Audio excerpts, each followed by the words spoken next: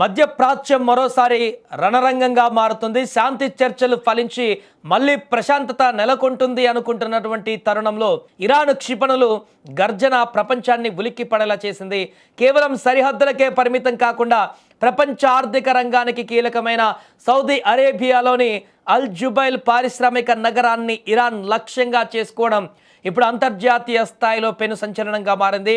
Saudi అరేబియాలోని అల్ జుబైల్ అంటే అది కేవలం ఒక నగరం కాదు, సుమారు 1000 చదరపు కిలోమీటర్ల విస్తీర్ణంలో విస్తరించి ఉన్న ప్రపంచంలోనే అతిపెద్ద పారిశ్రామిక సామ్రాజ్యం. గ్లోబల్ ఎనర్జీ మార్కెట్ మరియు పెట్రోకెమికల్ రంగంలో ఈ ప్రాంతం పోషించే పాత్ర అసాధారణం.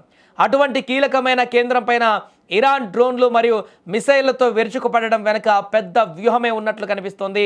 యుద్ధ మేఘాలు కమ్ముకుంటున్న వేళ సౌదీ రక్షణ వ్యవస్థలు అత్యంత అప్రమత్తంగా వ్యవహరించాయి.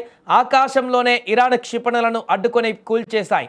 అయితే కూలిపోయినటువంటి క్షిపణుల శిథిలాలు పారిశ్రామిక ప్రాంతంలో పడ్డంతో అక్కడ స్వల్ప ఆస్తి నష్టం సంభవించింది.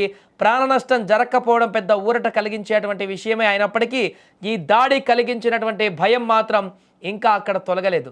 ఈ పరిణామం మధ్యప్రాచ్యంలో ఉద్రిక్తతలను పరాకాష్ఠకు చేర్చింది. ఇరాన్ చర్యతో గ్లోబల్ ఎనర్జీ మార్కెట్లో ఒక్కసారిగా ఆందోళన మొదలైంది.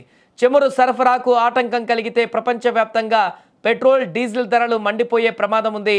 ఇప్పటికే రష్యా ఉక్రెయిన్ సంక్షోభంతో అల్లాడుతున్న ప్రపంచ దేశాలకు ఈ కొత్త యుద్ధం ముప్పు ఆశనిపాతంగా మారింది.